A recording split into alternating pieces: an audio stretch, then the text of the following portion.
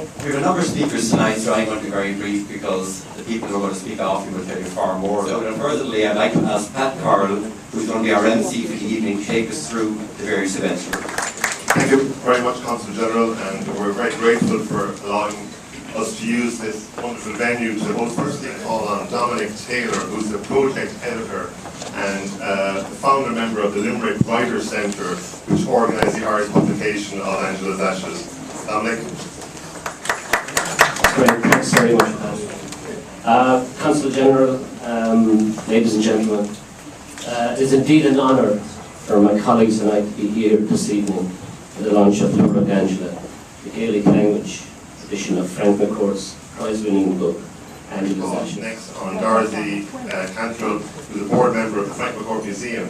Consul General Kay Kenny, ladies and gentlemen, I'm here to represent artist Una Heaton, the curator and founder of the newly established Frank McCourt Museum at Leamy House in Limerick, where, as you just heard, Frank and his siblings attended school in No introduction, it's Ella McCourt.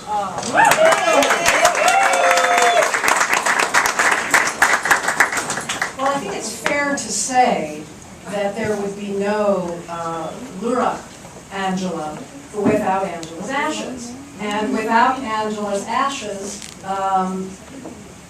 or without Molly Friedrich, who was Frank's agent,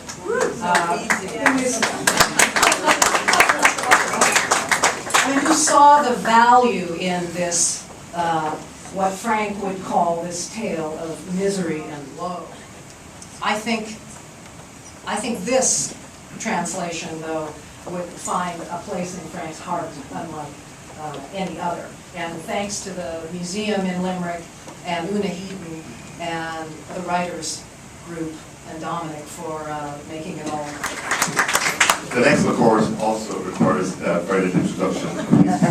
Hi, Patrick. Mayor Stockholm McCourt is an Dom.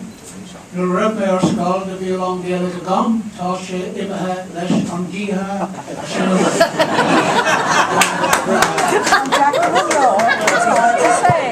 That's about it.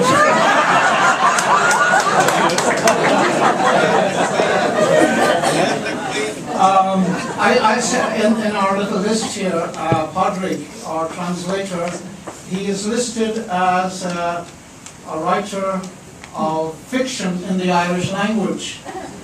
And some people in Limerick did indeed say Angela's Ashes was. Tomorrow night is also a public reading by Alfie McCourt Ostera and it's in English, and our translator Padraig Bannock in Irish in the New York Irish Centre in Jackson Avenue in Queens, and we're very grateful to Paul Finnegan for obliging us with that.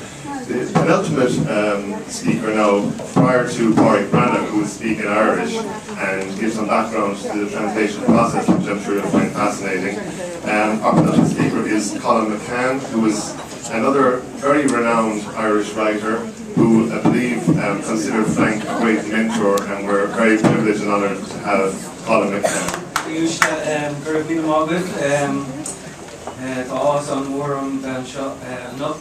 Already my Irish teachers are rolling over their graves. They're not even dead.